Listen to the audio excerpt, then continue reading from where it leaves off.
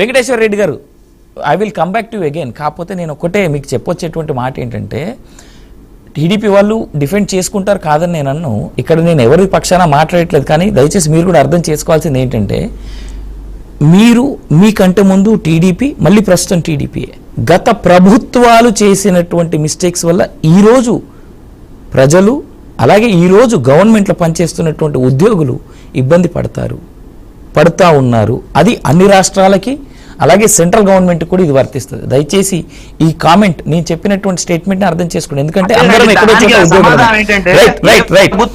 ఏ రాష్ట్రంలోనైనా వెంకటేశ్వర రెడ్డి గారు ఒక మాట వెంకటేశ్వర రెడ్డి గారు ఇప్పటికే మీకు చాలా సమయం ఇచ్చారు. వేరే ప్యానెల్ మెంబర్ మాట్లాడించాలి. వెంకటేశ్వర రెడ్డి గారు ఆగాలి, మీరు ఆగాలి. వెంకటేశ్వర రెడ్డి గారు వెంకటేశ్వర రెడ్డి గారు ఏమైనా సరే రేపొద్దున మేము అధికారంలోకి వస్తాం. వెంకటేశ్వర రెడ్డి గారు చంద్రబాబు నాయుడు గారు అది చేశారు, ఇది చేశారని చెబితే ప్రజలు ఒప్పుకుంటారా? పీసీఆర్ ఐ రిక్వెస్ట్ ప్రజలు ఒప్పుకుంటారండి. ప్రజలకు వచ్చిందండి పరిపాలించడం. మీరు ఏం చెప్తారో అది చేయటం. వెంకటేశ్వర రెడ్డి గారు చాలాసేపు మీతో మాట్లాడించా, వేరే ప్యానల్ మెంబర్స్ కూడా మాట్లాడించాల్సిన బాధ్యత నా పైన ఉంది. మీరు వెయిట్ చేస్తే నేను వాళ్ళతో మాట్లాడిస్తా. రైట్, మస్తాన్ రావు గారు మీరు వింటా ఉన్నారు అప్పటి నుంచి కామెంట్స్. మేము అన్న దాంట్లో, ఎందుకంటే మేము మిడిల్ మ్యాన్ లాగా ఉండి, అటు జరిగింది ఇటు జరుగుతూ ఉన్నది, రేపు జరగబోయేది అన్నిటికీ మీరు అనలిస్టులు ఎలాగో మేము మీడియా మిత్రులం కూడా అలాగే. కాబట్టి మేము మిడిల్ మెన్ లాగా ఉండి మేము చెప్పినటువంటి కామెంట్స్లో ఏమైనా తప్పు ఉందా? అలాగే మీరు రెండు పార్టీల నుంచి ఉన్నటువంటి కామెంట్స్ మీరు విన్నారు, దీనిపై మీ స్పందన ఏంటి మస్తాన్ రావు గారు? ఇందాకే ఈ విషయం స్పష్టం చేశానండి. ఇది లడ్డూ కల్తీ అనే విషయం మీద వచ్చే మొదటగా ఆరోపణలు వచ్చిన నేపథ్యంలో అవును, ఆ లడ్డూ కల్తీ అనేది తేలాల్సిన అంశాన్ని పక్కన పెట్టేసి వైసీపీ గానీ, టీడీపీ గానీ, లేదంటే జనసేన గానీ, బీజేపీ గానీ, ఇవన్నీ కూడా ఆఖరికి లడ్డూ వాదం కాస్త జగన్ గారి డిక్లరేషన్, పవన్ కళ్యాణ్ గారి ప్రాయశ్చిత్త దీక్ష, ఇట్లా రాజకీయ ఎత్తులు పై ఎత్తులకు అదొక అంశంగా శ్రీవారి యొక్క ప్రసాదం కల్తీ విషయాన్ని పక్కన పెట్టేసేసి రాజకీయ రంగంలో ఉంటుంది. ఇదంతా పరిశీలించింది కాబట్టి సుప్రీంకోర్టు ఈ రోజు స్పష్టంగా ఈ విషయాలు ఎప్పుడు కూడా రాజకీయాలకు వాడద్దు, రాజకీయాలు వాడినట్లయితే శ్రీవారి భక్తుల మనోభావాలు, సెంటిమెంట్లు దెబ్బతింటాయి. ఉదయాన్నే లేచి వెంకటేశ్వర సుప్రభాతాన్ని విని వాళ్ళ దైనందిన కార్యక్రమాలను ప్రారంభించే భక్తులు కోట్లాదిగా ఉన్నారు. ఇక్కడే కాదు, ప్రపంచవ్యాప్తంగా ఉన్నారు. మన జాతీయ స్థాయిలో ఉన్నారు. నార్త్ ఇండియా పిలుస్తే బాలాజీ అని పిలుస్తారు, ఇక్కడ వెంకటేశ్వరం పిలుస్తారు.